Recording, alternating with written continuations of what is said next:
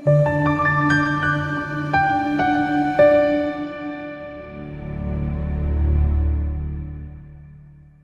akakulonde ukusiza igama kuPastor Winnie. Siyathobeka awuphili uphumelele kona konke okwenzayo.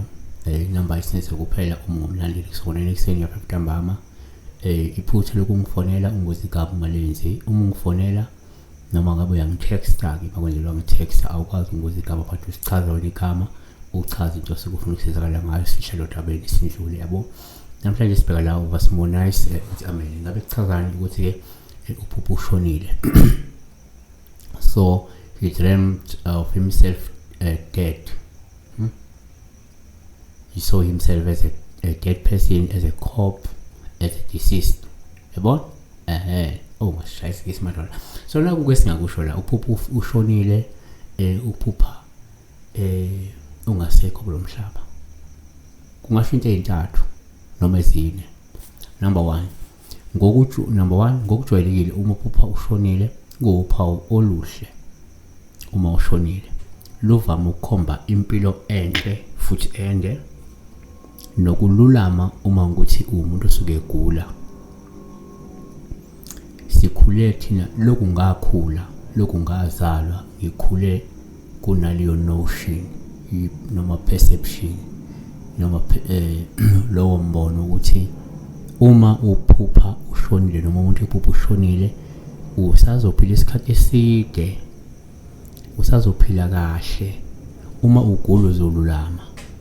Yabona?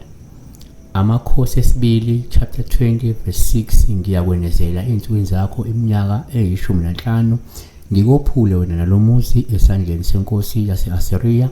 Ngiyakukuvikela lo muzi ngenxa yami nangenxa yenceku yami uDavide 2.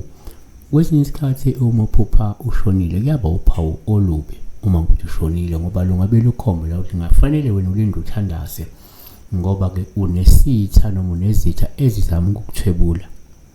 3 ngokwenkolo uma uPhupha ushonile kungaba uphawu olubi uma ukuthi ushonile olungakhomba ukuthi kungenzeka umuntu obhubhudla isono, umuntu osaphila impilo yokona nobumnyama, impilo yezinkanuko zenyama, kusadingeka uphenduke noma kudingeka usindiswe. KwabaseKorinte okwabaseKolose 2 verse 13 nani enifile ezonweni zenu nokungasoki ngokwenyama kwenyama yenu.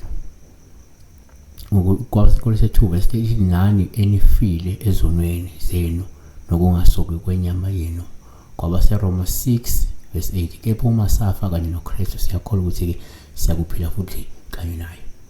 So 4 kuyenzeka futhi uma uPhupha ushonile kuba uphawu oluhle nje uma umuntu ushonile ngoba lungaba nje isikhuthazo esisho ukuthi wena lungisa phenduka shiya konke okubi ngoba sesiseduze isikhathi sokuba ushiye umhlaba unenkinga zawo uye ngale ezweni lokuthula, ezweni lenjabulo.